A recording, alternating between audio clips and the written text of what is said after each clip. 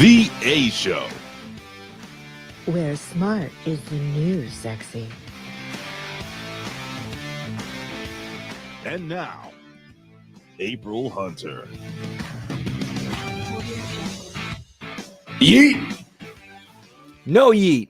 All right, ladies and gentlemen, there is no April Hunter this week. Don't go anywhere. Please don't turn off your YouTubes. And yeah, there you go. Shake your gimmicks, guys. Come on. Shake your gimmicks. You have your gimmicks. Hold on. What knockers? We'll probably have like 2 people viewing now because they all know April's not going to be here. It's fine. Ladies and gentlemen, this is the A Show. I am your host, Big Ray Hernandez. April is out. She's doing stuff all over the world, traveling the world and other countries and flying to different planets, showing other people on other planets what a real woman looks like. So I'm just throwing it out there, ladies and gentlemen. I'm not alone. No, we have a ton of stuff that we're going to talk about this week. I just had a horrible dental gimmick, and my mouth is on fire right now. So hopefully these gentlemen do most of the talking. I'll be doing most of the facilitating. And who am I talking about? Well, first and foremost, ladies and gentlemen, to my top, I guess you would say to my top right, we have the Sinister Minister, a.k.a. at J. Reezyman on Twitter. It is the one, the only, John Enright. What's going on, John? Not much, my friend. Just, ready to talk some shit. Yeah, shit indeed we will talk. And speaking of talking shit, this man talks about shit all the time. What am I talking about? I'm talking about TNA Wrestling. He talks Raw. He talks SmackDown. He does everything. All these live gimmicks. But, he's mainly known for his awesome streaming, his awesome telling of the stories of TNA Wrestling. And, he's been on this show before. Ladies and gentlemen, it's our good friend, the one and the only, Miss Tia the Transarchus, a.k.a. Brandon. What's going on, brother? Not a whole lot, man. It's hump day. Hump day. We're here. We're doing it. Man, it is what we got lined up on the show? It's a sausage party. So far sausage, right now. Sausage. Polish sausage. Yeah, sausage. I like sausages. Or Cajun. We have Gam Wolfers has jumped in, and Winona, our friend, is here, and then other people will trickle in. Now, here's the deal. Usually, we start at 7 o'clock. So half the people that probably watch, well, they're probably still coming home from work. So I'm sorry, guys, if you have to watch this on replay. But I got stuff to do later on tonight. So, it worked out better for me. April's away, and these 2 gentlemen, it works. I think the time works out better for us. Anyway, for the people that just, maybe they're tuning in for the first time, or people that have never, seen you guys before, just give yourselves a quick intro. I'm gonna go with the Sinister Minister first, and then we'll go with Brandon, and then we'll jump into some fun topics. And big shout out to April Hunter and all the and Eva. I know Eva's on the road with her too. So Eva, big shout out, and Wade's on the road out there, and everybody. So yeah, what's going on, John? Tell us about yourself, sir.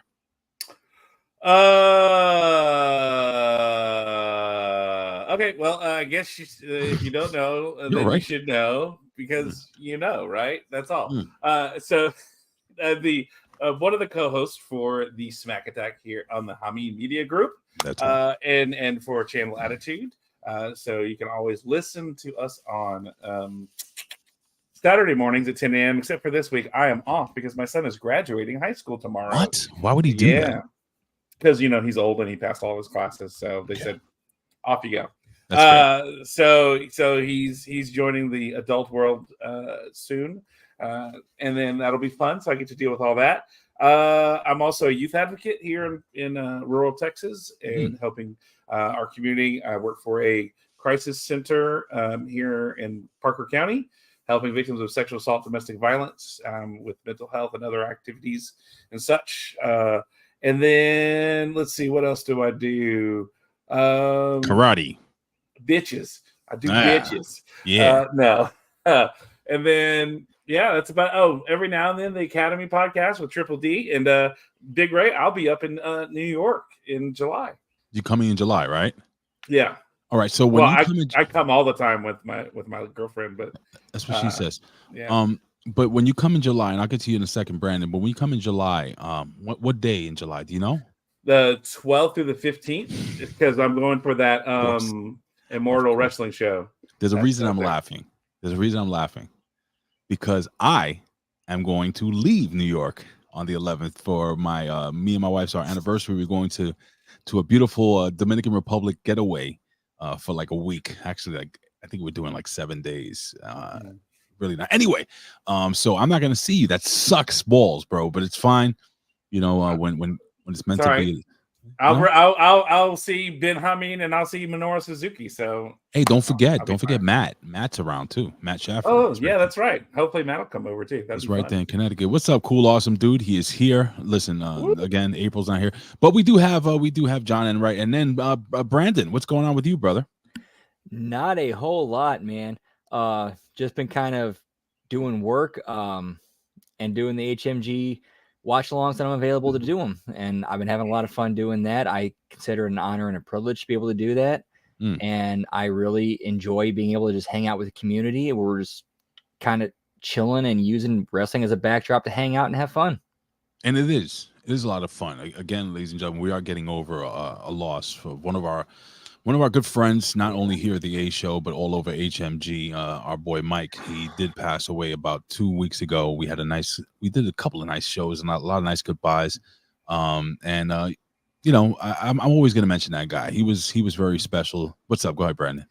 Dude, I even hung out and chatted with him in Jeff Lane's streams, in his Twitch streams. Jeff Lane, why?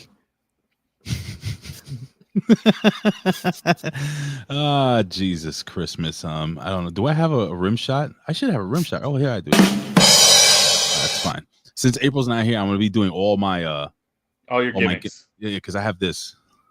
What do you guys want to talk about? I'll tell you guys what we're going to talk about. We're going to bring this story up right off the bat, ladies and gentlemen, and we'll talk about this. Let's just hear this little news report here. This is from Fox 5 News here in New York City. Well, now a shocking security camera video appearing to show Sean Diddy Combs brutally assaulting an ex-girlfriend. And we want to warn you that the video is disturbing to watch. As you can see here in this video from March of 2016, Combs, in nothing but a towel, is seen shoving, kicking, and dragging Cassie Ventura inside a Los Angeles hotel. Fox 5's Teresa Priola joins us live in studio with more on the video and the impact that it could have on Combs, whose homes were raided in March as part of a sex trafficking probe, Teresa. Yeah. All right, I'm going to stop it right there because I'm going to go to another video really quickly, and we'll discuss the whole thing. But let's just go to this video because this piece of garbage, in my opinion, jumped on and he decided to say, I'm sorry, even though he denied everything. So here is the video of him apologizing. My behavior on that video is inexcusable. This morning, Sean Diddy Combs is breaking his silence. I take full responsibility for my actions in that video. I was disgusted then when I did it. I'm disgusted now. Combs stepping out in Miami the same day he posted the apology on Instagram. The incident took place at a Los Angeles hotel in 2016. The surveillance footage obtained by CNN shows Ventura walking down a hallway with Combs chasing after her. He then proceeds to grab Ventura, throwing her to the ground before kicking and dragging her as she lay limp. The assault appears to match an incident described in a lawsuit Ventura filed against Combs in November that alleged that Combs became extremely intoxicated and punched Miss Ventura in the face, giving her a black eye. The lawsuit went on to say that Combs threw glass vases at Ventura in the hotel's hallway, which this newly released video also appears to show. At the time of the lawsuit, an attorney for Combs denied Ventura's allegations, calling them outrageous and offensive. They reached a settlement within 24 hours. But in Combs' video Sunday, he now admits the abuse and claims he went to therapy and rehab after this assault. I went and I sought out professional help. Had asked God for his mercy and grace. I'm so sorry. In a statement, Ventura's attorney. All right, I don't want to hear no more of this. So I'm gonna first and foremost, this really angers me beyond. It angers me beyond all things. But I wanted to point out something before I go to you guys. And during this apology, you guys can watch yourself. There was never an apology to the person that he hurt, Cassie. He never apologizes to her directly. Never apologizes to her family. Never apologizes. You know what he did? He said, I'm sorry. What I did was wrong. I went to rehab. I thank God. I ask God for forgiveness. Me. I'm going to go to John first because, John, you do work with young people that have gone through abuse. And I know this is really difficult for you to see. This is legit really hard for me to see. But I want you, and we're going to discuss what's going on in Hollywood in general. But go ahead, John. Jump in and tell me your thoughts.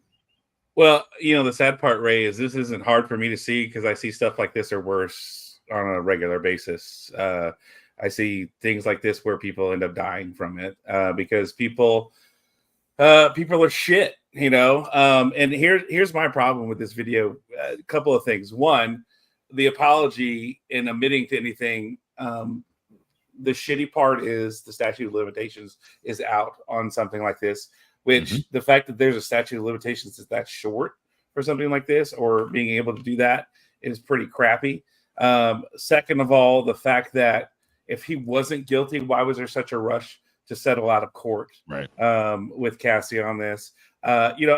It's just goes to show that this man continues to show a level of abuse, that is just it's obviously perpetuated from the fact that here he is assaulting a young lady to now being involved with a, sex trafficking charge on top of everything else.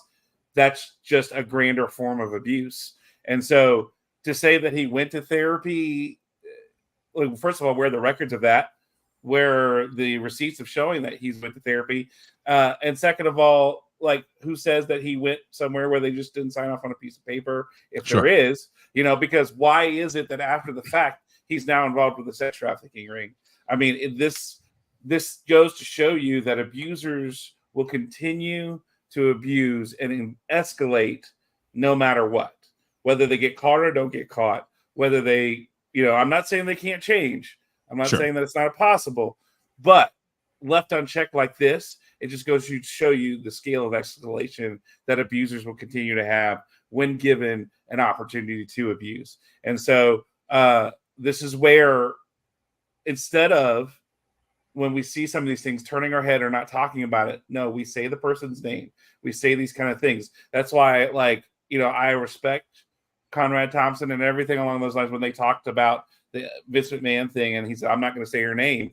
And I tweeted at him directly, and I said, look, say her name. This is the whole point. The idea is that we're dehumanizing this young lady by not saying her name, by not telling her story, by not saying she is an abuse victim or alleged abuse victim. We're not doing her any favors. We need to raise awareness. We need to, bring this to the forefront so that we can have prevention. The best prevention is awareness. And so if we're not going to raise awareness, we need to, by just turning our heads, no, we need to do the opposite. Raise awareness, talk, speak, say the person's name, let them to see that they're a person, not just this mythical, unnamed figure. So there's a lot. I could go for an hour on this alone. So we'll continue to discuss it, bro. And before I jump to Brandon, Winona jumps in. She says it's also a classic for someone who's guilty as fuck of something to suddenly find God or religion. And we're going to discuss that because I wanted to talk to you about that. But Brandon, as I saw you watching that video, I don't know, maybe I'm just reading your body language, but I saw a lot of pain in your eyes there, brother. Share, what are you feeling about this? Dude, it was just absolutely disgusting to see another human being do that to another human being, and you're actually watching that happen. And then and as I'm watching that, what's going through my mind is all the sex trafficking, everything else, all the other stories I've heard about him. It's this is just a piece of a puzzle. It's a piece of a puzzle. That's a good way to put it, because over the last few months, I was so what I did was, and I know not all of you guys know anything about the Bible and stuff like that, but I love this passage because it's very true. And whether you believe in it or not, that's up to you. But I definitely do, and it's from the book of Luke, chapter 12, to verse 13. And it says, what you have said in the dark will be heard in the daylight. So basically, there are a lot of people that have been causing a lot of pain. It started with the whole Me Too movement, and little by little, and people abuse these things, and these people that are getting caught, all of a sudden they find Jesus and they find God at their lowest points and stuff like that. That's kind of for me, I find a lot of, and I know I shouldn't judge, John, you as a minister, I shouldn't judge and I can't judge, but for me as a human being, I find it so such a slap in the face, almost Like it's just it's a word salad, to them. It's like going up and winning an Oscar or something. It's like, I thank God for helping me out. And some people now have gone up and said, I thank the devil, which is disgusting for me. But your thoughts on this whole thing where it seems that we're at a point of awakening now. And when I say awakening, I said people are starting to feel like they need to do the right thing. I don't know if you've seen that. I know a lot of bad has been happening over the last 4 years, but there's something happening here where these quote unquote, let's call them globalists, because we don't like to use the term elites, are starting to get called out in their shit, man. What do you think, John? Well, I mean, I think it goes back to the idea that, evil persists when good men do nothing, right? And I think people are fed up with the bullshit. They're fed up. They're seeing things are ineffective. So let's make a change by just calling it out. And I mean, you talked about Diddy saying these words and being, judging. Look, Ray, I'm in the same boat. I judge him. I put him in the same level of hell as Joel Osteen. They're both just saying words that they don't mean to try to get sympathy and get people to listen to them and feel like they're a good person because of it. So they're on the same level to me in that aspect. And again, this goes back to the fact of call people out for their bullshit, call people out for their misbehavior, call people out for not doing the right thing, because that's the only way things are really, really, really going to change. And it's going to sometimes feel like you're shouting into the void. But, if enough people can listen and hear and begin to see and look, well, maybe something's not going to happen right away, but maybe it's going to take 2 or 3 years, but that's okay. Change is going to come when you do the right thing. Whenever you're doing the right thing, you're always in the right. The people who are doing the right thing, they're never going to waver. They're never going to stop. They're never going to just, well, maybe I should give this up. No, you're in the right. What you're doing is the right thing, and you have the truth. Even when it's hard, you're going to still do it. That's the whole point of being in the right and continue to move forward. And that's justice, is maintaining that sense of truth and righteousness as we go forward. So, yeah, I don't know. Before we jump to Brandon, I was going to read this real quick from Gam Wolfers. It says, to me, I've seen abuse and experienced it to a certain degree. Diddy is still running away from a bigger issue. He needs to actually acknowledge his terrible behavior. He claims that he apologized. He tried all this stuff, but I'm on the same boat with you, John. He needs to take the L or the loss. Brandon, your thoughts on your thoughts. Dude, Gam Wolfers actually nailed it. That's pretty much what it says in the Bible. If you go up to God and say, yeah, I own that. I messed up. That was on me. I'm sorry. And I genuinely apologize. God will forgive you. Mm-hmm. Like, it straight up says that. Mm-hmm. Mm-hmm. Or just in general, like, it's, how can I put this? It's like love, love and hate. You can express your love and hate actually in a similar fashion. What am I talking about? It's through actions. It's through actions. You say you love your kid. You say you love your wife or your husband or your boyfriend or your best friend or your friend, your whatever. You love that person through your actions of doing things, selfless things for them, caring for them, helping them. And then if you hate somebody, being an asshole to them or stealing from them or hurting them or abusing them, whether it be mental or physical. And I am in that boat that I think physical and mental abuse are right there together, my friends. But now, like I said, in Hollywood, man, there's a lot of shit going on. A lot of people being called out in this stuff. And John, you were talking about how, basically you feel like people are tired of this. I'm going to go around the horn, and John, and then when John's done, Brandon, you can say your piece.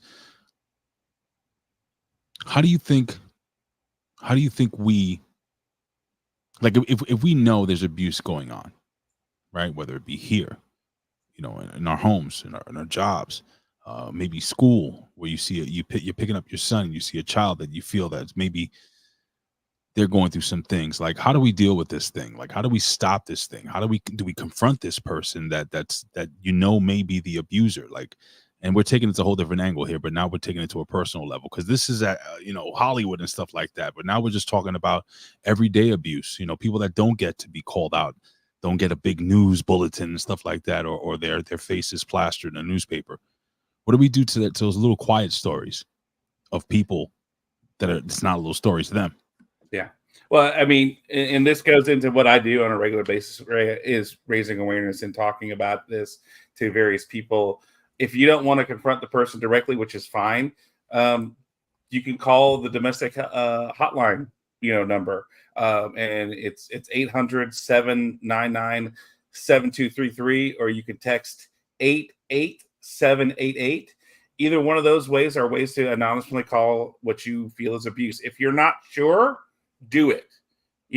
Don't not do it because you're unsure. If something makes you feel uncomfortable, it looks like abuse, do it. Especially when it comes to kids. Some people are like, oh, well, it's discipline. Okay, look, I've disciplined my kid and had a spanking, but never to the point to where my child couldn't sit down for a week because his ass got beaten so hard, or it's left marks, or do anything along those lines. In the state of Texas, technically I'm a mandatory reporter, but actually, if you're over the age of 18, every adult is a mandatory reporter in the state. What's a mandatory reporter? What's that? So, like, if you see some kind of abuse or criminal activity, especially done towards minors, you're supposed to call the authorities immediately.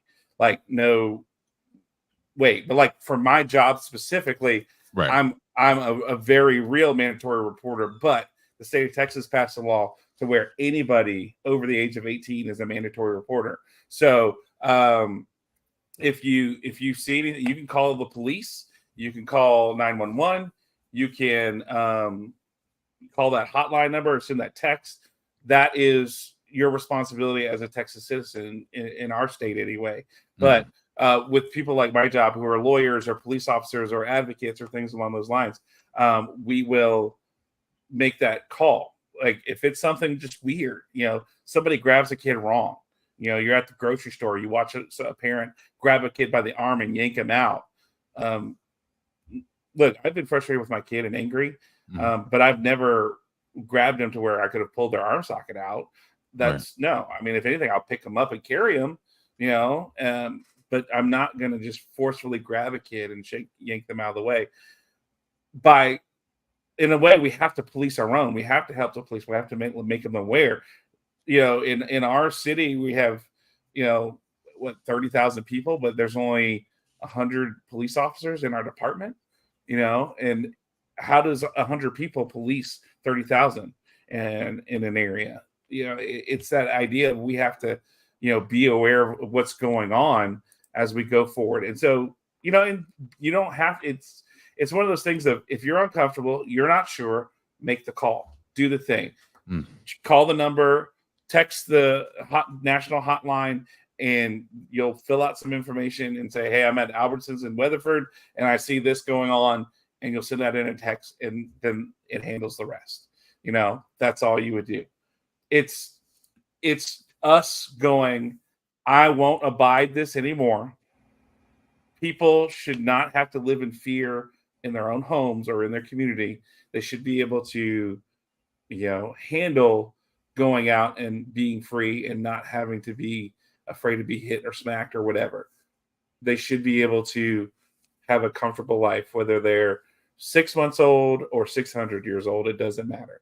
The fact that we see kids from the age of 3 all the way to 93 at our agency should tell you that, abuse has no age range. It has no, gender. It has no specific. We see men and women, people who have been abused. And, it's removing that stigma. If you're a man and you've been abused, it's okay. Get help. Men are severely underreported, which leads to why men's suicide rates are so high. Because we're told not to reach out. We don't need help. Don't get help with anything. Oh, your woman beat you. What's wrong with you? Like you can't handle your woman. What the hell? I mean, of course, men get raped and they're not going to report that. Well, you got raped? Really? You sure you didn't like that? Like, what the hell? So it's all these stigmas that we need to start breaking, and we need to start showing that, hey, we're a community that will care about you and help people, and having those options of reporting anonymously helps a lot, so that people will know, oh, I need to be aware. I need to learn how to be better. and how to not be a piece of shit. And Brandon, you can wrap this one up with a tight little bow, my friend. Wow, the only way I can really top that is there's a very I'm gonna say this from personal experience. I'm gonna have my own story with this. Okay. There is a very, very fine line between abuse and doing it as corrective behavior to let somebody know, like, hey, this is not okay to do. I was in 8th grade, or through middle school, I was picked on by a bully. And then by the time I reached 8th grade, there was even one instance where he sat behind me on the bus and put gum in my hair. Do you want me to put his address here? I could put it on. No, it's all good. I'll fucking do it, bro. No, it's all good. Like when you get to the end of the story, it's all good. Oh. So, and then one day, which happened to be 9/11, he pushed me in my limit, and we were on the bus. I hauled off and swung. Dude, direct contact with his face, loud pop. I remember every head on the bus turned. After that, he never messed with me again. In fact, he actually went out of his way to be nice to me after that. It's usually how it ends up, by the way, with these bullies, right? It's usually like this. Right, like normally I'm against violence. I don't like it, but in some situations, it can be a form of corrective behavior, because what's more humbling than getting knocked on your ass in front of a bunch of people? And that's what needs to be done with these freaking these globalists. I think a lot of them need to get knocked on their ass, and we're going to talk about Fauci in a little bit. But before we do that, we'll talk about somebody. I got one more thing. Yes, sir. Of course. However, if I have to knock you on your ass to try to teach you something, my hand will be the first one to help you back on your feet. And then I'll come over and kick him in the stomach. Right? Is that how it works? It's like a You got to restomp that groin, dude. Do you not watch American? Restomp that groin. That's the karate guy from Master Kid. Yeah, restomp that groin. I love Master Kid. But speaking about somebody getting their just desserts, let's talk about this helicopter crash that happened. It's a 2-minute gimmick that I'm gonna put up this video. I know, Brandon, I know you got a lot to say. So as soon as the video's open, it's gonna go to you. You can get your thoughts together, get your little notes together, and then you guys can discuss this, and I'll listen to most of it. And here we go. This is Iranian's president and several officials die in a helicopter crash. And here, wait, let me just make sure it's set up. Here we go. Thanks, Rick. Breaking overnight, the president of Iran is dead, along with country's foreign minister and seven others. They were killed in a helicopter crash in Iran's mountainous northwest region. The country will observe 5 days of mourning with a burial scheduled for tomorrow. Will they? The news comes amid a time of rising tensions in the Middle East, and NBC's Alex Barr has the latest details. Oh, thanks, Alex. From a foggy helicopter crash site in northwest Iran, new uncertainty is spreading across the Middle East. The deaths of Iranian President Ibrahim Raisi and the country's foreign minister touching off a mix of prayer and celebration from those opposed to Raisi's years of brutal crackdowns on political opposition. Iranian state media reporting today that a technical failure downed the helicopter in mountainous terrain, killing the 2 leaders and 7 others on board. I just want to stop it real quick. This is again courtesy of KTVB. As they returned from inaugurating a dam in Azerbaijan. A senior Biden administration official telling NBC News there are no signs of foul play. A State Department spokesman saying that while the U.S. regrets any loss of life, that doesn't change the reality of his record, both as a judge and as the president of Iran, the fact that he has blood on his hands. Iran's vice president stepping in until new elections within 50 days. U.S. officials indicating the leadership. Let me just say elections, and I'm doing quotation marks in the air. Change is unlikely to significantly shift Iranian policy. though it opens questions about who will succeed Iran's ultimate authority, Supreme Leader Ayatollah Khamenei. There is relief that Iran does not appear to be pointing blame at Israel. After the two countries traded airstrikes last month, Israeli Prime Minister Benjamin Netanyahu facing a separate crisis as the International Criminal Court announced today it's seeking to arrest him and Israel's defense minister on charges of war crimes and crimes against humanity for civilian attacks and starvation in Gaza. The ICC also seeking to arrest Hamas leaders for their brutal October 7th attack that started the Israel-Hamas war. In Washington, Alice Barr, NBC News. And President Biden today called it outrageous that the ICC wants to arrest top Israeli officials, insisting that there is no equivalence between Israel and Hamas. All right. So that looks like a guy's balls. So just turn that off there. All right. So Brandon, it's yours first, sir. Man, as far as the whole Iranian president dying in that whole helicopter crash, still in the early stages. We don't know what's happening. We don't know where this is going to go. All we know is that it's nothing good can come from this. That's all we can say about that. What do you mean by that? Like nothing good? Like the guy's dead. I mean, he's a bad guy. He's not good. I'm just wondering. No, I'm not saying he's, not a bad guy. But again, it's not like things are really going to change with him gone, as they had said. Right, because the Ayatollah bin Khamenei, he's the one that he does all the calls. We all know this, Ya Allah and all that stuff. John, I mean, your thoughts on this? Some people over there are happy. Some people are sad. I'm sure the happy people are going to be taught a lesson, by the way. But your thoughts? Well, I mean, first of all, don't fly around in 40-year-old technology from Soviet area, Russia. Maybe don't fly around in trashy old things that probably shouldn't be flying anymore. But second of all, I mean, also this could be a precipice for something. One of three things. One, sweeping change more for the hardliners in Iran. Sweeping change the other way for the more conservative aspects of it. Or the third thing, a civil war could come from this in Iran between the two different factions that are wanting to happen. So it is definitely a point in history that is a precipice for change. And the question really is, what direction of change will it be? Will we see some emboldened, more conservative, less fundamental people start to just stand up and rise up? Or will we see the hardliners just begin to just start and have sweeping changes? Or will this cause a civil war in this country on all that? That's, I think, the bigger thing that comes from this. And it's also fun to make fun of an Iranian asshole who was an idiot. So, I don't like the Iron Sheik. Yeah. Well, I mean, he was fine, but, Okay. But all right, Bubba. Yeah. He probably, but I mean, at least with the Iron Sheik, he was going to humble you and fuck you in the ass. But this guy, who knows what he would have done? I mean, he was upfront about it, at least. So. Fun fact about the Iron Sheik. The Iron Sheik, he became a coach for the United States and stuff like that. And he freaking loved this country.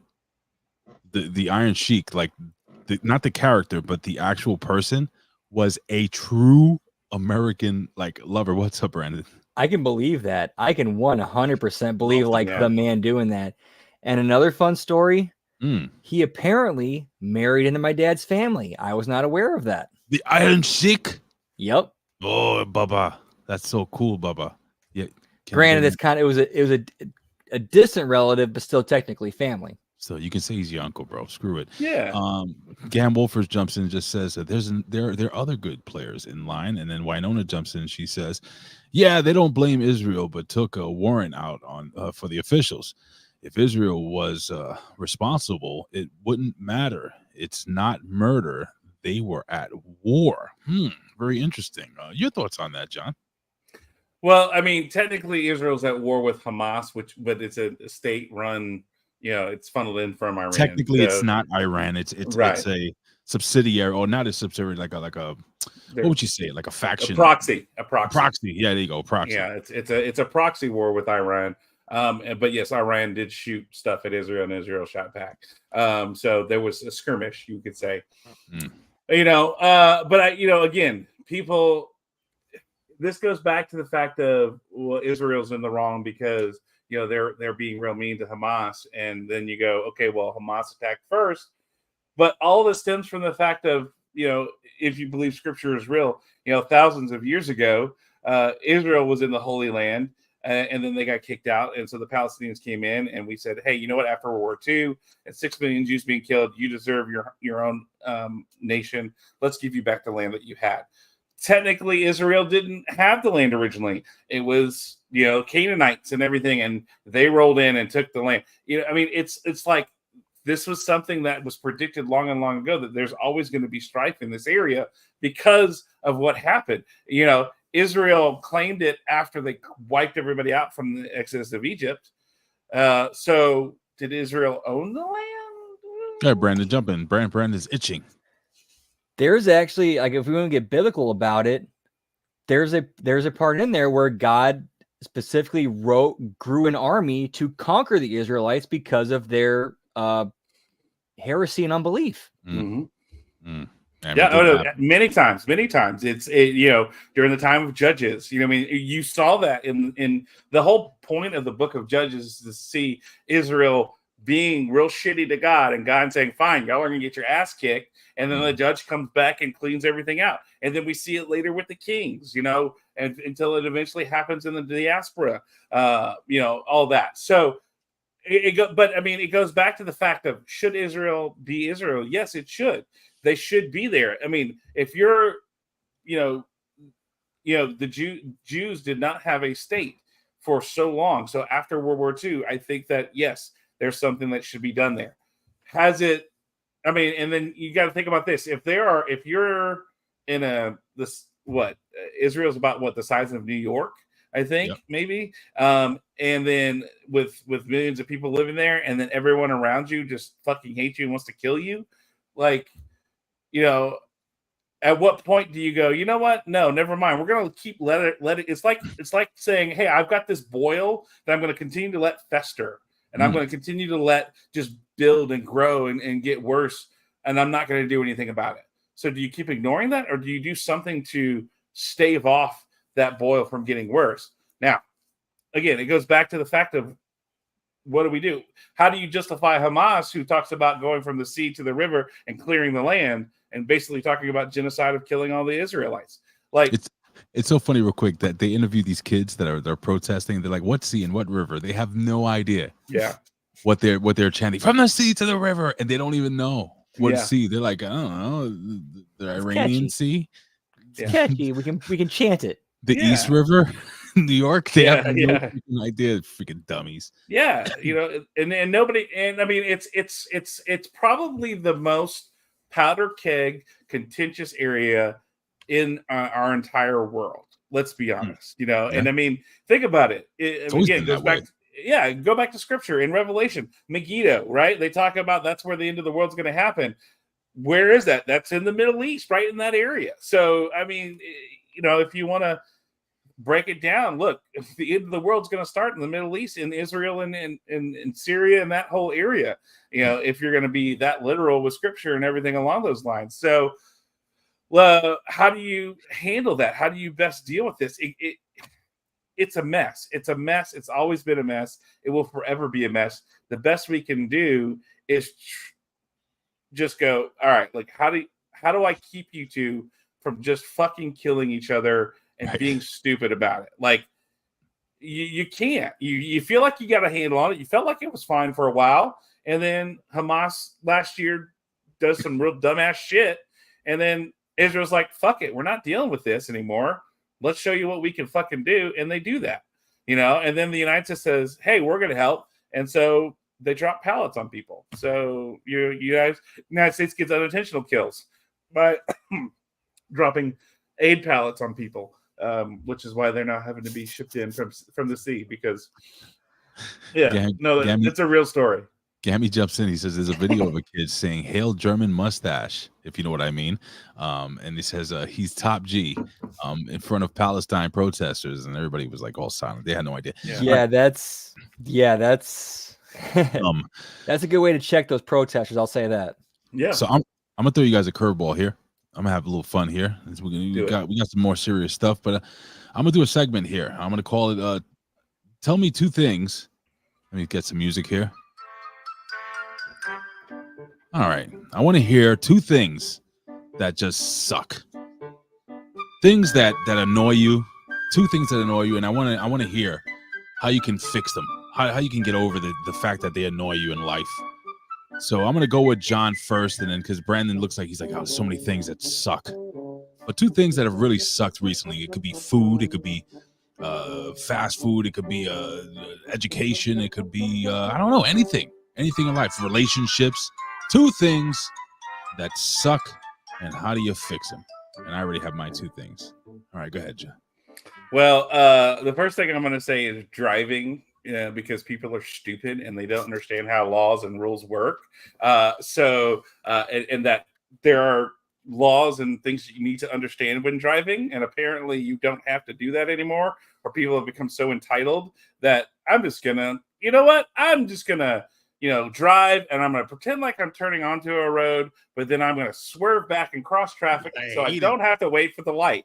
No, I saw that happen this week. There's our courthouse is kind of in the middle of two roads, and it's like a traffic circle a little bit, but not, because there's lights and everything. And people, you're in one lane, it's because it's 2-lane, and when you turn, you're supposed to turn into your lanes, right? Well, some people are in the right lane and decide to wait, I want to cross over because it's 1 lane to cross over. And, but everybody's who in the left lane, you were turning to turn that way. Oh, no, wait, I'm going to cross traffic because I didn't want to wait in line to try to make that left turn into there's so many stupid people and draft, like people need, at this point, I'm determined that every 5 years you need to renew, make sure you know the traffic laws. If you can't pass the written test, you do that. And if you're over 65, you need to be taking a proficiency test to see if you're able to drive, because it's become so bad. The second thing that sucks is my girlfriend. She does it really well. Sorry. Come on. Wait. Sorry, that's not what we were talking about. My bad. So anyway, the other thing that sucks, like school ISDs, right? Especially, I don't know if in independent school districts here in the state of Texas, if people are responsible for making sure our kids are learning, they're so fucking dumb. I mean, I'm at the point now where I'm like, most of these people who are serving on school ISDs have not really been involved with schools because they make really dumb decisions. I'm at the point now, how do we fix it? We have them serve as a substitute teacher for at least 2 weeks to be able to serve on, and during your term, you have to be involved. You have to go and be a substitute teacher to see what teachers do for 2 weeks, 2 week stretch. You're doing it for a week, and then you come back, and then in the spring, you come back for another week in order for you to keep being on the school board. You do it every time, every year. And then when you're up for re-election, cool. But if not, guess what? You're out. You gotta do that. So those are my two things that suck really bad. All right. Well, now we'll jump over. Hold on, let me get the music back up. All right, we're going to Brandon. Brandon, two things that really suck that you know how to fix, my friend. I'm putting over the fact that it's a sausage party today. Yes, April's not here. Number one's easy for me. Oh, snap. Here's what really, really sucks. The fact that we're getting Donald Trump versus Joe Biden round 2. What? Meanwhile, in Argentina, you have an anarcho-capitalist president who's been in office, 6-7 months? I don't know what you're talking about. He's already turned that bitch around on a dime. It's true. He's a good friend. And when we got these two motherfuckers again, what the fuck? Yeah, that's okay. I was wondering if you were gonna. So you're talking about Malay, right? Yeah, dude, the guy's turning a surplus already. Yeah. He's been in the office what 7 months? Like first month in, he goes, "Hey, 23 departments gone. We're only down. We're only having 9. 9 departments for federal government. 23. No, this is stupid. 23 are gone. 9 only. And yeah, he fucking just cleaned house. It was awesome. The dude is just double the supply of housing and cut the price of housing by 20%. Mm-hmm. Come on, man. Come on. So how do you fix it, Brandon? You get the fucking government out of the way and let the free market do its thing. Oh. All right, be more specific about that regarding the free government. Like business, bro. I mean, you don't have to give like a super educated answer, but like just in layman's terms for me. Here's what I envision. Here's the kind of free market I envision. Okay. Where you're allowed to grow as much hemp and cannabis as you want on your property. And you can take that to somebody who can produce it and make it into so many different things that it can be made out of that. And you get paid for it, or you trade for it, or you grow your own on your property and you sell it to somebody for whatever, or you trade it with somebody else for something else. Who knows? Who cares? Based on what you need. And then you take that profit and you open up your own, personal medical facility in the basement of your house where it's like, hey, if you can't afford going to the doctor, I can take care of you for free down here. That works. Now, is there a second thing that kind of sucks? Yeah, road construction. Oh, tell us about it, brother. Man, working as a delivery driver. Oh, dude. dude. Man. Speaking of, forget about construction. The delivery gimmick. Like, have you gotten that raise? Has it really hurt you? Like when it comes to tips and stuff like that? Oh, we'll get into that in a minute, but no, get into it right now, brother. At least as far as my state goes, because I live in Missouri and it's of course a red state, so it's a little bit more easier. It's been kind of in a weird way, like as much as I disagree with minimum wage laws, like at least the way the current system is set up, they work. Like I do part-time at Papa John's and then the rest I do is DoorDash, and it's perfect because I might work 7 days a week, but like some days I might work 10 hours, some days I might work 3 to 4. Mm-hmm. Do you like it? I do like it. It allows me a lot more freedom and the ability to allocate my hours to where I can make the most amount of money. And then I have the time to be able to get other things done. I got a question regarding the whole road construction thing. I want to know, why do they always fucking pick a weekday to do road construction in the middle of the day? Why seriously? Like it's almost never done at night. Like why? Yeah, on major roads during lunch rush. What the fuck? It's done here at night a lot. Not New York. New York is mostly during the day. Because y'all are stupid. Like as a matter of fact, right now on Interstate 20 coming into town and out of town, they're tearing up the roads, like grading them all the way down, and they're going to repave them. And they do it all at night during the week.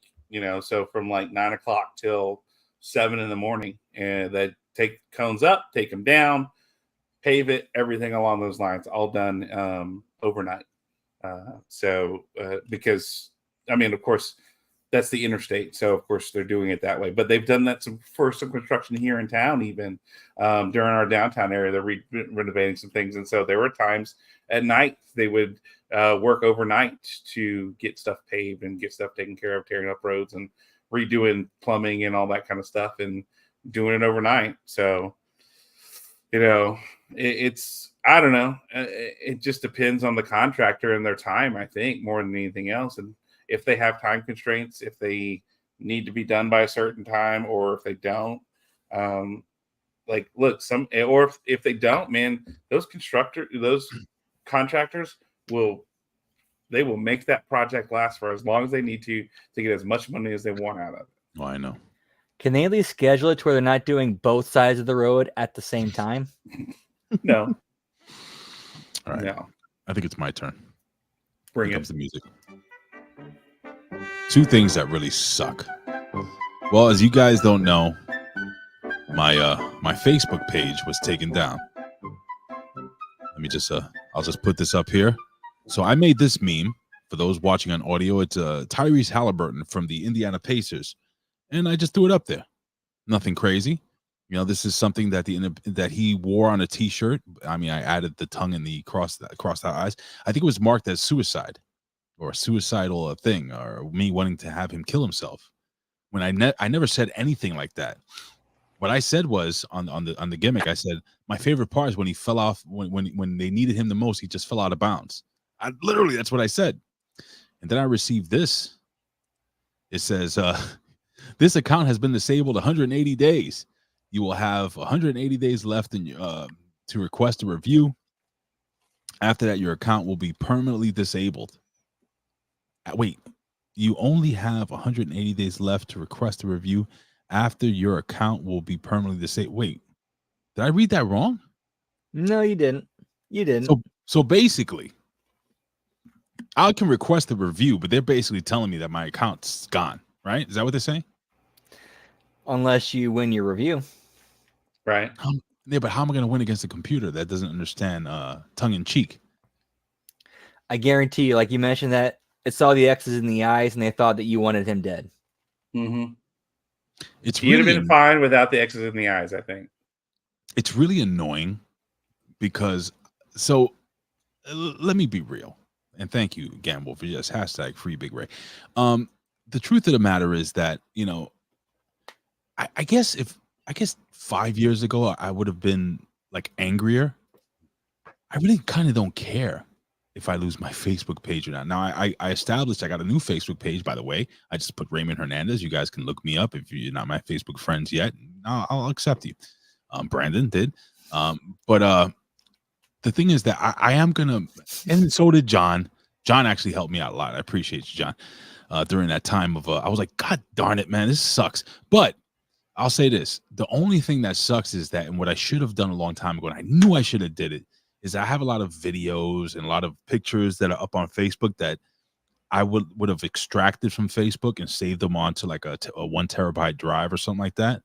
Hopefully, if I get my account back somehow, that's what I'm going to do. I'll keep the new Facebook thing. I really think that a company that big, and I want to hear what you guys think, all right? And I'm not talking about the chat. I'm also talking about you guys. A company that big should have people that you can actually chat with and talk to and kind of discuss, you know what I'm saying? Like whether it shouldn't be based on artificial intelligence or maybe some kid with blue hair who's never really experienced the world or left their room and the only love they've made it to their left hand. It shouldn't be that way. I mean, what do you think, John? I mean, I understand why you use AI to help do that, but like then if something like this pops up, there should be a person who reviews it, right? To go, oh wait, oh no, never mind. That's obviously satire. That's no, they flagged it. I get what they're doing, but that's the way it should be. But then again, you have to remember, and when we joined Facebook, we signed the EULA saying we're going to play by your rules, and all of our information is not our information anymore. It's your information. So Mark Zuckerberg is the king of Ray Hernandez and can do whatever he wants with you. And he can sell your data and do whatever he wants because you signed off on the thing when we joined Facebook for the end user license agreement. So it really doesn't matter. They can change the rules all they want. They can do whatever they want because at the end of the day, we signed that stupid thing saying, there you go. Here's my stuff. Do what you want with it. It sucks. It's stupid. It should be a format for us to share and even have fun with things like that.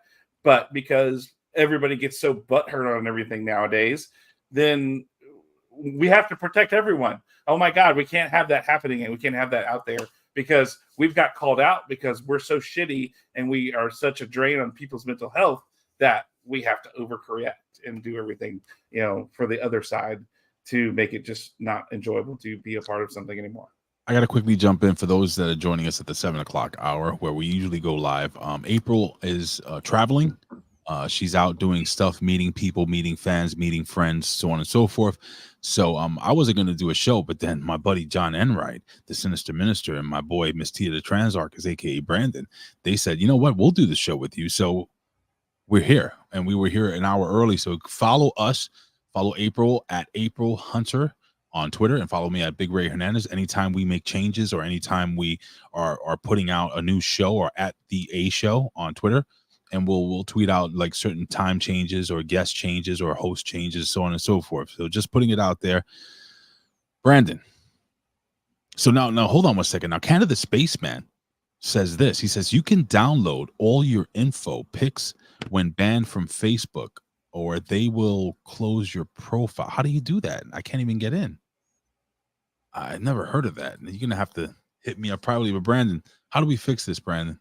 Not giving a shit? Like, alternative platforms built, like somebody stepping up and creating their alternative platform and going to that. Like Rumble did a great job with that.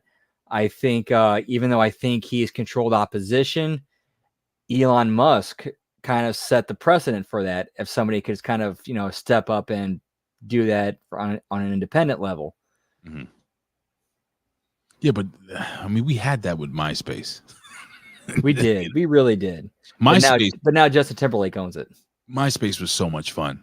I mean, seriously, you can it was totally like customizable. Anyway, let me talk about the second thing that sucks. What really sucks is that I wish I would have taken things seriously when it came to taking care of my teeth as a young person. What I'm saying is I should have flossed more.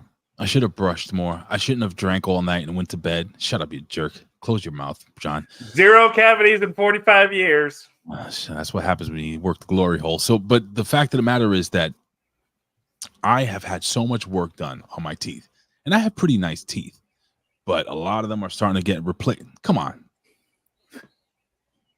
Not bad. Oh, stop it, you and your gross chompers. Now, here's the deal. I hate the fact that you go to the dentist, right? And in order to, so now my insurance covers, they cover the like stuff like, so yesterday, by the way, my mouth is on fire. I had an extraction back here. And then I also had a root canal done, but this wasn't a regular root canal.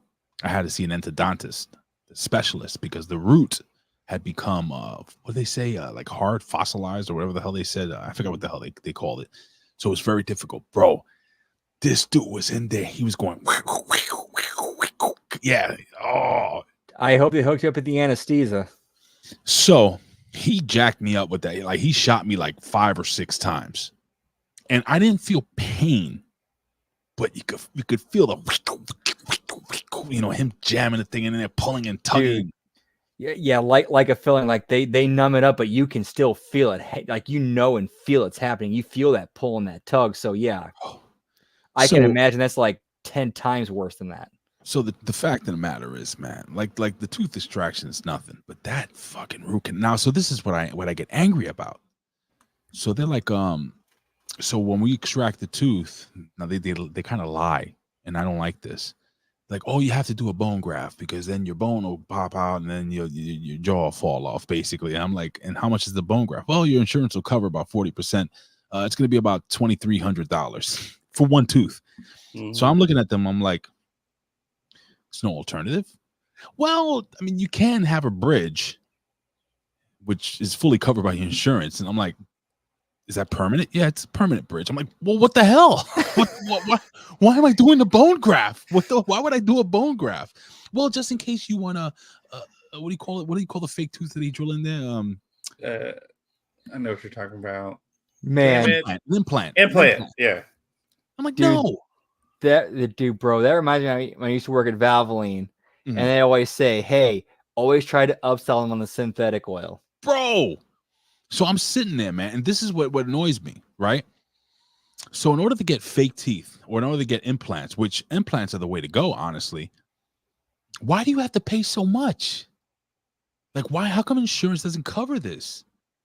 Like, my boss literally had to fly to Mexico. This is what he did, guys. He went to Mexico, to get this procedure done, where he spent, I think, like $16,000, including the flight and the hotel and everything like that. Here in the United States is like $30,000. He got all of his teeth taken out and all of his teeth put back in. What that? I apologize. There's a guy that I'm friends with on Facebook. He moved from the United States to a place in Mexico that's like their whole healthcare system is completely free market. Yeah. You go to the doctor, it's $30 a visit.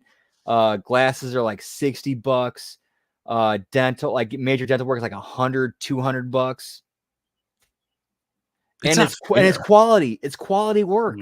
Bro, my boss's teeth, if you saw them, and they give you a choice, guys. They're like, oh, you can go with the gleaming white, but then you'll look like Ross. Remember Ross from Friends when he put the white teeth? Do you guys know the episode when he's smiling?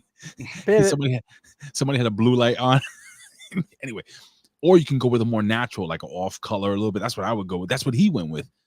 I couldn't tell that he had fake freaking. Well, they're not fake; they're permanent implants, but they look awesome.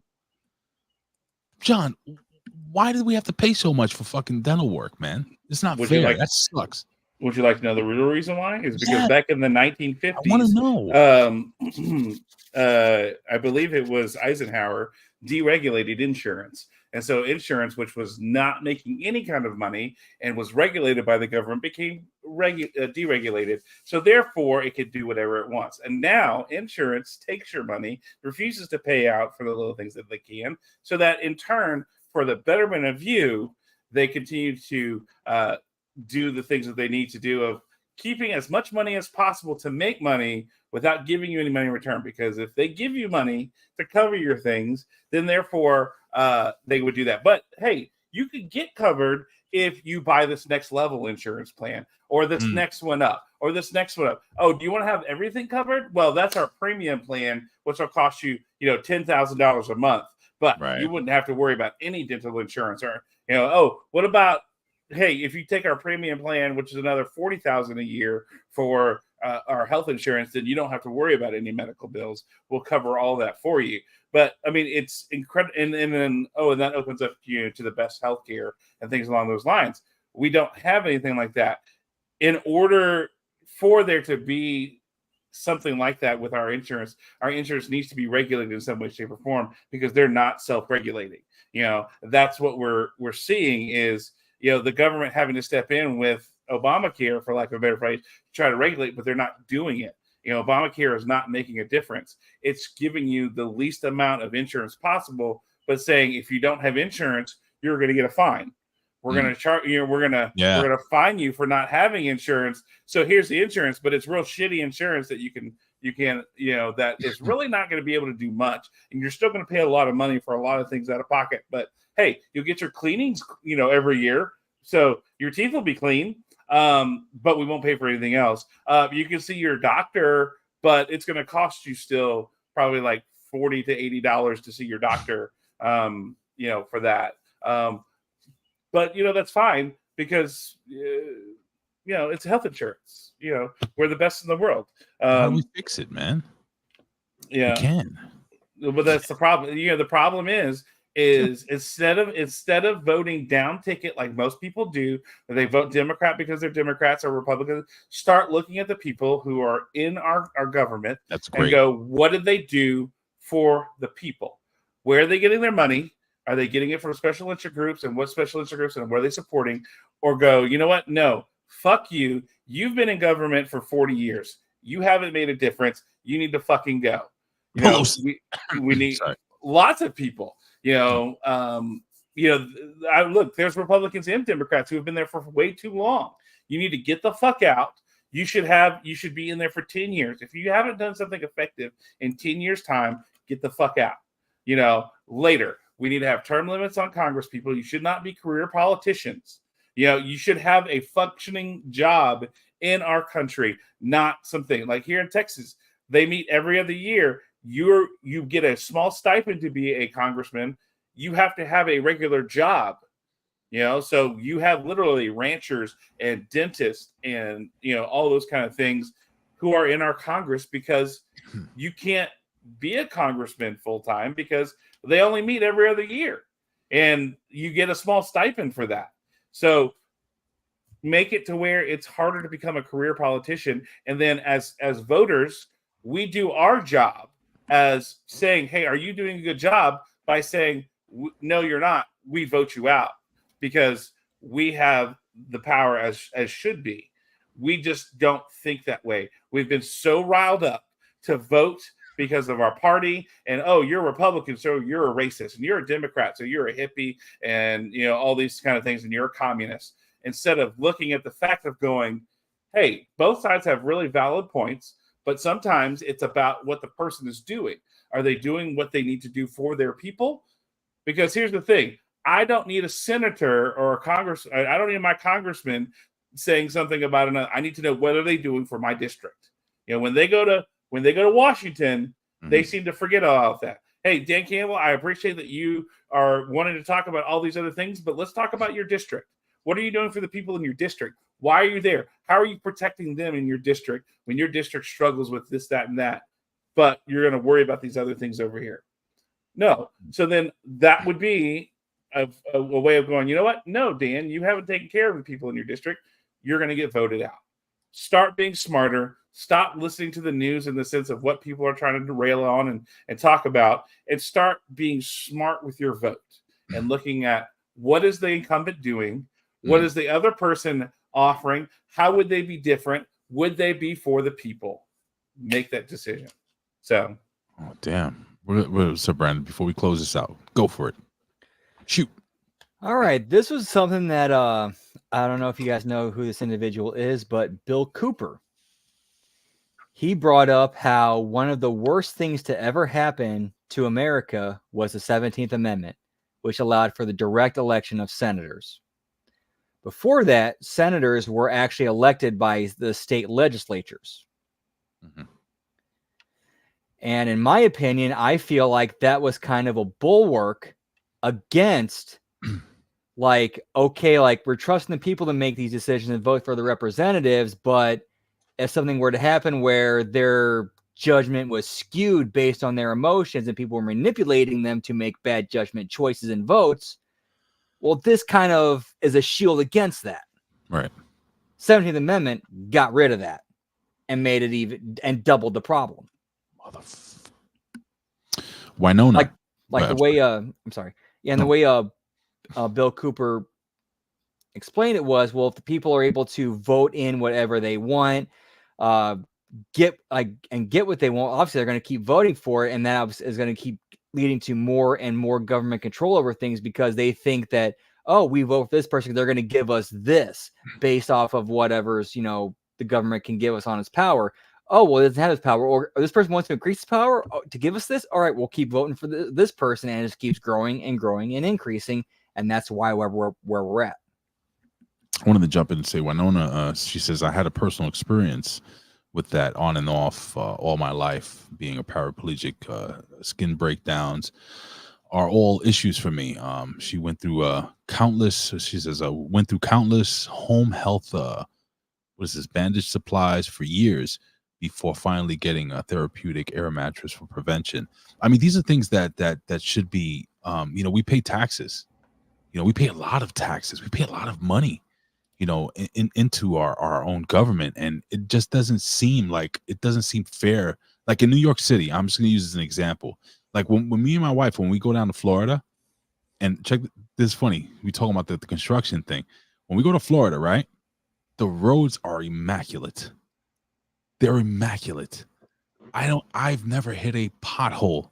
I don't think once in the many years I've driven. When I go down to Savannah, Georgia, the roads are immaculate, beautiful, like covered with those beautiful trees with the gimmicks that hang down, and like the willow trees that they're called. Beautiful. You come to New York City and you can't drive 5 feet without breaking your tire. They're always repaving the roads with this cheap bullshit that they use to repave the roads with this tar, this cheap low end tar. It's disgusting. It's disgusting.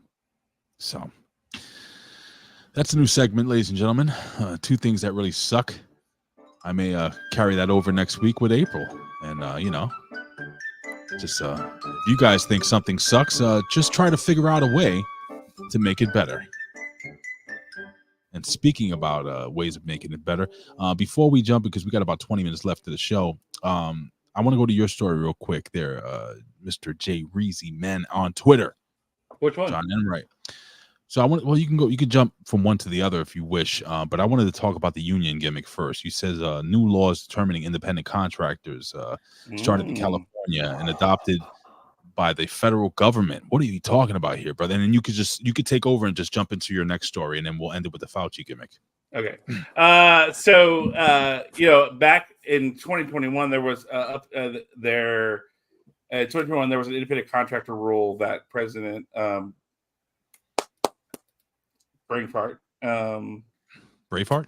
Yeah, President Brainfart enacted. But before that, Trump had rescinded some independent contractor rules to allow for more, niche businesses such as, DoorDash and Uber and things like that. That's why they were happening, because the change of classification for independent contractors in the state of California, they didn't like that. So it started in California and it's now gone to a federal level.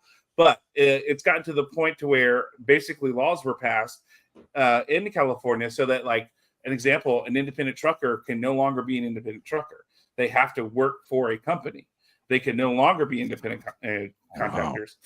So that is then it became a function that got flipped over into federal lines, and nobody knew about it except for I listened to Mike Rowe and his podcast, and he had on a guy who had to move from California to Texas to stay an independent contractor. But we're talking about this federal bill, which just now got passed this year. And then there was a lot of argument and confusion about it. So as of March 11th, the final ruling it goes into effect. So it started January 9th of this year, but on March 11th of this year, the final ruling went into pass saying that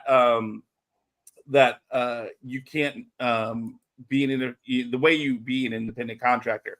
It's called the Fair Labor Standards Act, passed by the Department of Labor, and what it says is that it rescinds the 2021 independent contractor rule under former President Trump.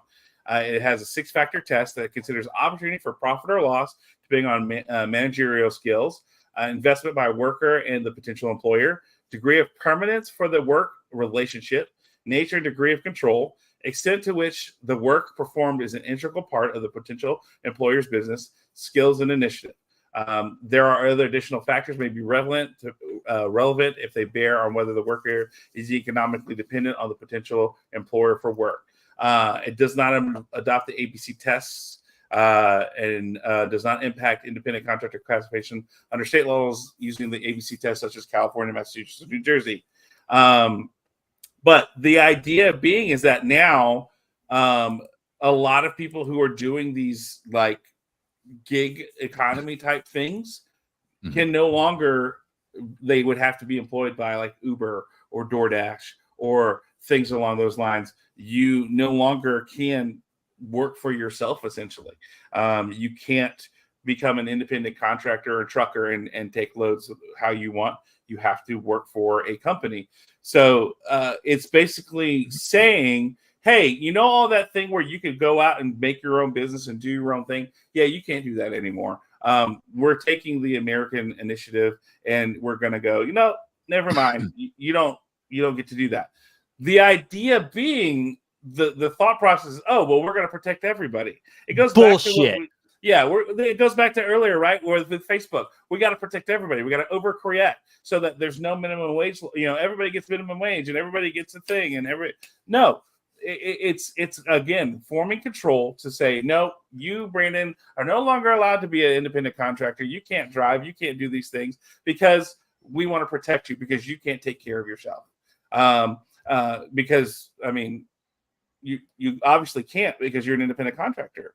So you're obviously not going to be able to take care of yourself, Brandon. So we're going to take that away from you and make you go work for a company so you're protected. Which now then what companies are going to do is they're going to just keep you, part-time under 40 hours. So you're not eligible for benefits. You're not eligible for the things you need to, and you're going to have to work 4 or 5 jobs to make things work when you could be an independent contractor, take the jobs you want, do the things you want, and, have your own business. So it's going to kill small businesses. It's going to kill independent contractors and people who, especially truckers, who are the lifeblood of this country. It's going to force them to either quit or become part of a major company and then not be able to make the money that they did to survive and take care of their families. Listen, Brandon is an independent contractor, more or less, right, brother? And this looks like pretty much, yeah. What is Peter Griffin? This really grinds my gears. So it's grinding your gears. I can't do a Peter Griffin. So talk, brother. This really grinds my gears. Yeah, that's even worse. Come on, hold on. I gotta. Oh my God! Who the hell cares? But seriously, Brendan, that's my other friend, Brendan Gonzalez. Big shout out to Brendan. Brandon, bro, your thoughts on this, man? Because I don't know. I'm a union guy, so like your thoughts. When it comes to unions, I think that there are some specific situations where, again, this is why I'm a complete free market, get the government the fuck out of the way person. I think there are specific situations where unions are needed, and you need the freedom to form them in those situations. Fair. Now, when it comes to the whole, we need the government to step in and protect these people. We need the government to step in to help these people and protect them from all this shit that the left liberals like to say. I'm going to read this quote from Malcolm X. The white liberal is the worst enemy to America and the worst enemy to the black man. Let me explain what I mean by this white liberal. In America, there's no such thing as Democrats and Republicans anymore. That's antiquated. In America, you have liberals and conservatives. This is what the American political structure boils down to among whites. The only people who are still living in the past that think of terms of I'm a Democrat or I'm a Republican is the American Negro. He is the one who runs around bragging about party affiliation, and he is the one who sticks to the Democrat or sticks to the Republican. But white people in America are divided into 2 groups, liberals and Republicans, or rather liberals and conservatives. And when you find white people vote in the political picture, they're not divided in terms of Democrats and Republicans. They're divided consistently as conservatives and as liberal. The Democrats who are conservative vote with the Republicans who are conservative. Democrats who are liberals vote with Republicans who are liberals. You find this in Washington, D.C. Now, the white liberals aren't white people who are for independence, who are liberal, who are moral, who are ethical in their thinking. They're just a faction of white people who are jockeying for power, the same as the white conservatives are a faction of white people who are jockeying for power. Now, they are fighting each other for booty, for power, for prestige, and the one who is who is the football in the game is the Negro. 20 million black people in this country, or a political football, a political pawn, an economic football, an economic pawn, a social football, a social pawn. I believe I 100% agree with that quote, and I believe that is expanded to pretty much anybody who's like not one of them. It's basically them and us. And Ray, just to make it clear, this is when I talked about those guidelines, this is what they mean. So the first one, opportunity for profit or loss depending on managerial scale. This factor looks at a variety of decisions made by a worker, including whether the worker negotiates his or her pay, decides to accept or decline work, hires his or her own workers, purchases the material and equipment, or engages in marketing or advertising. If a worker does not take these actions, unless they're a good business reason not to, he or she may be considered an employee. The next one, investments by the worker and the employer. If the worker makes investments to grow his or her business, this weighs in favor of contractor status. However, purchasing tools for the particular job does not count towards investments. Permanence of the work relationship. This factor looks at the nature and length of the business relationship. If this continues, lacks a fixed ending date, or the worker or is the worker's only work relationship, the worker may be considered an employee. So WWE and wrestling should be affected by this. Big nature time. And degree of control. The factors ask whether the potential employer maintains control over hiring, firing, scheduling, prices, pay, etc., and whether the potential employer supervises the worker. This factor will be confusing for businesses to apply, as a contractor and employee relationship may look similar in practice when it comes to these basics. Then whether the work is performed is integral to the employer's business. If someone performs a role that is considered central to the business, i.e. picking tomatoes on a farm, he or she may be considered an employee.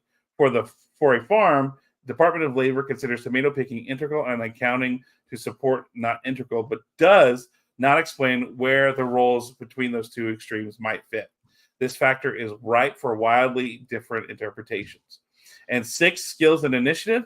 A specialized skill alone, i.e. welding, isn't enough to set someone apart as an independent contractor. He or she must show business-like initiative with that skill. In other words, the person must effectively market his or her skills to be considered an independent contractor.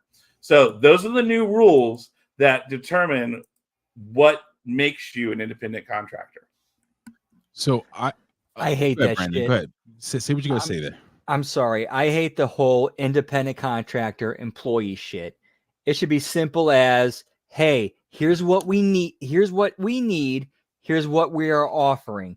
Somebody goes to them and says, okay, this kind of fits what I need, but what you're offering isn't kind of, it doesn't fit what I need. Let's negotiate. Here's what I have to offer. And then you basically, you talk it out, and it's like, and then they decide, okay, well, you actually bring to the table what we need, and you're worth paying that extra amount that you're asking for. So we're going to do that. Welcome aboard. I'm going to save the Dr. Fauci thing for next week with April, because I want to get into your story, but I want to play something real quick, because this is why I believe this is all happening. Okay, and when I show you this video, you're going to understand what I mean, why this is all happening with just check this out.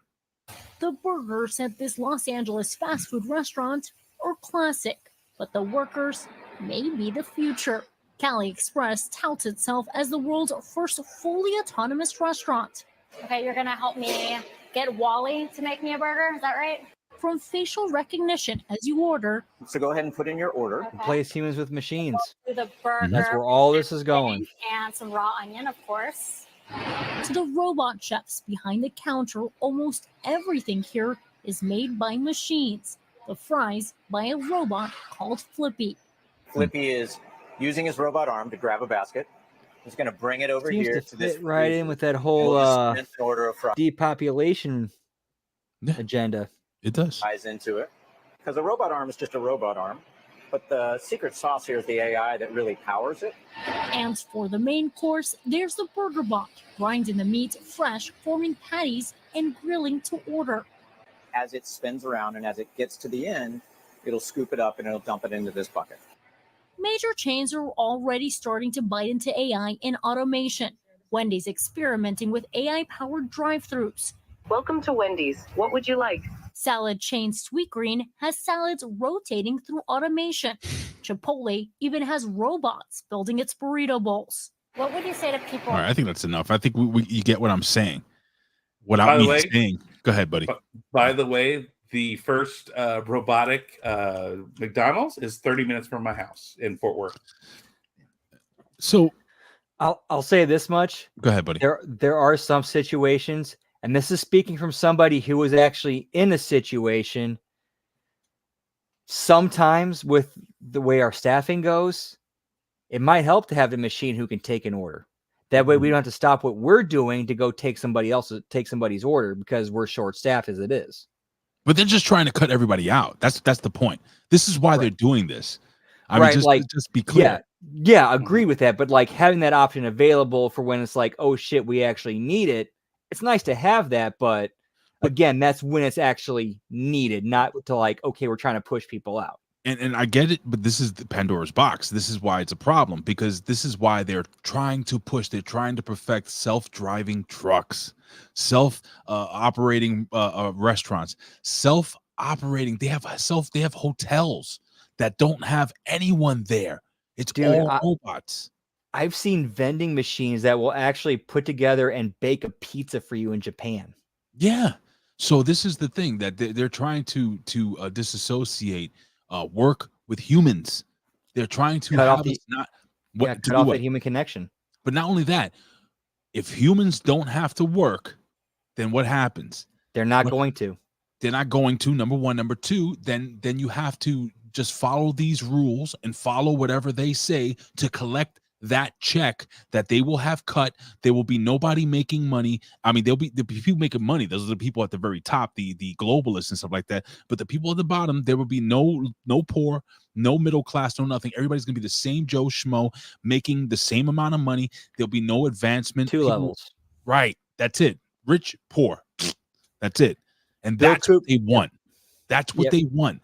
That's what they want. And this is why we cannot allow this to happen. We can't. We can't. We got to fight back. Listen, we got about 5-10 minutes left. But John, you want to jump into your last story and then we'll go home. Yes, the last one, because of course we just had tax season last year, and some of you may not know that not only does taxes suck, but if you're doing illegal things, that you need to be reporting those on your taxes. Yes, income from this is from the IRS tax law from their thing. Income from illegal activities such as money from dealing illegal drugs must be included in your income on your Schedule 1 1040 form, line 8Z, or Schedule C form if your self-employment activity. So if you're selling drugs, money laundering, if you steal something over a certain amount, you need to be reporting that to the IRS, because if not, you're breaking United States tax code, and that's bad. How did they get John Gotti and how did they get Al Capone?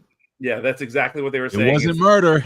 It was the taxes. Yeah. But yeah, so he was grossing Al Capone actually was grossing an estimate of $105 million a year, but no income tax return had ever been filed in his name. And because of that, that's how they got him for that. But so here's the question, right? Won't you get in trouble for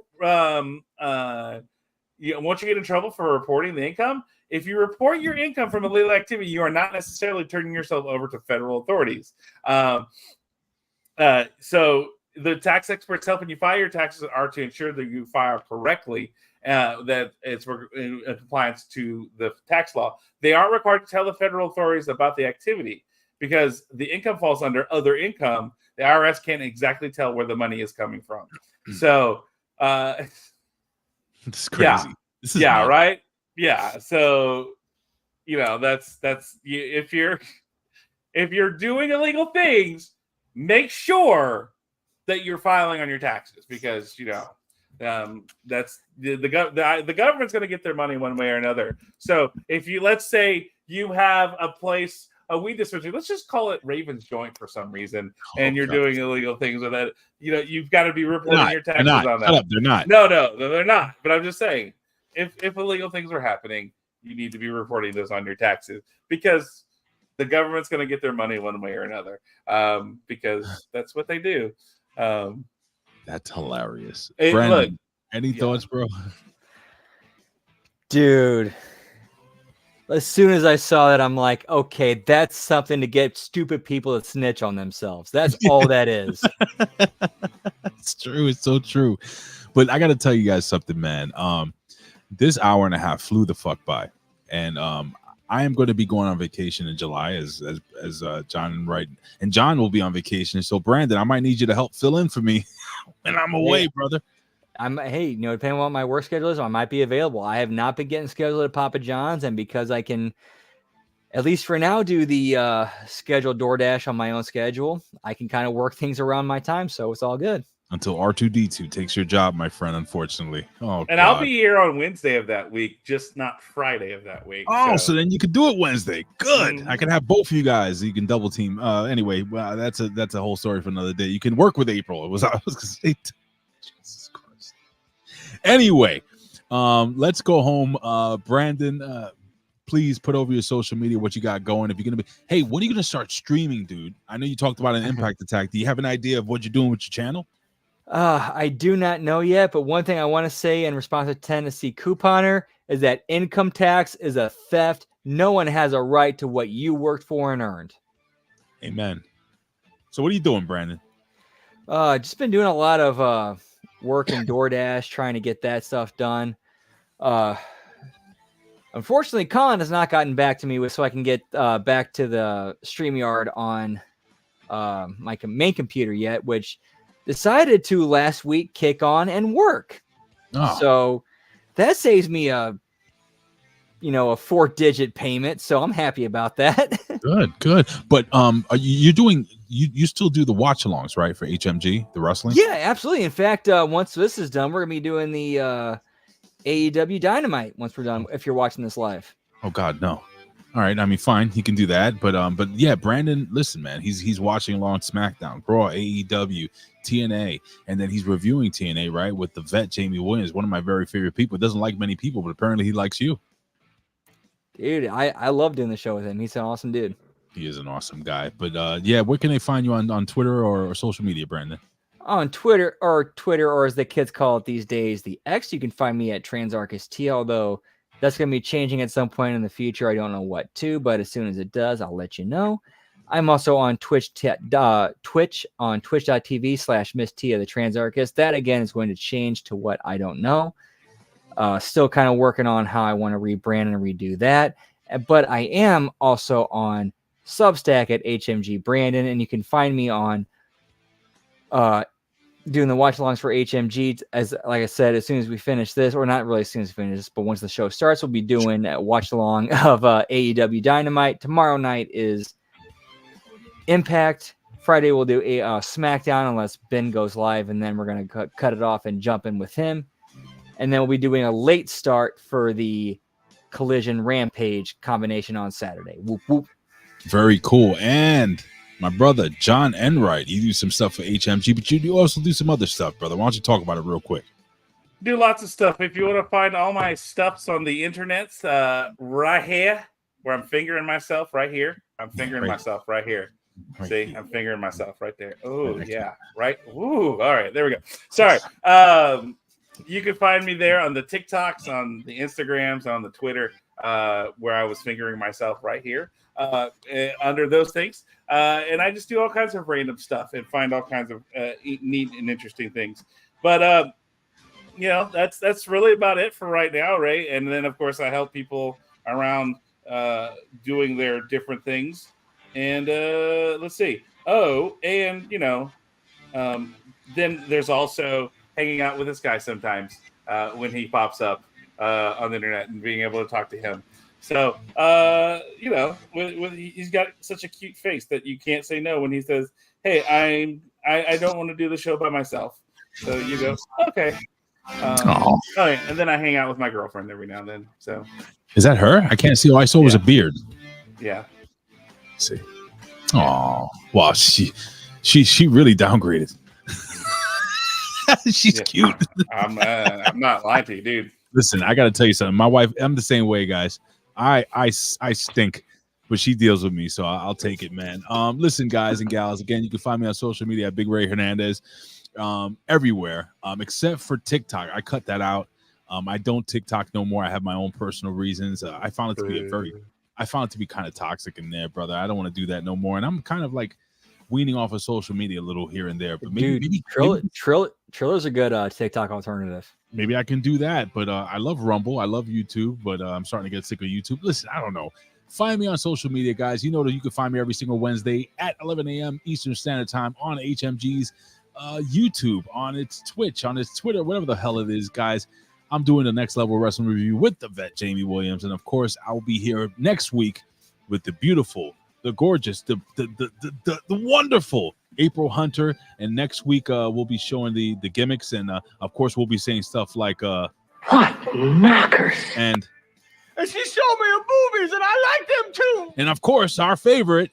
big ass titties. Yes, ladies and gentlemen, let's show them. We got our big... Hold on, John Cena, what do you say? Boobies. We're out of here. Thank you for joining us this week. And if you guys tuned in late again, you can watch the replay over on April Hunter's YouTube, on A Show, on Twitch, and of course, subscribe to April Hunter on Patreon. We love you guys. God bless you, and we'll see you next week. Say goodnight, guys. Good night, guys. Yay. Yay. Yes, boy!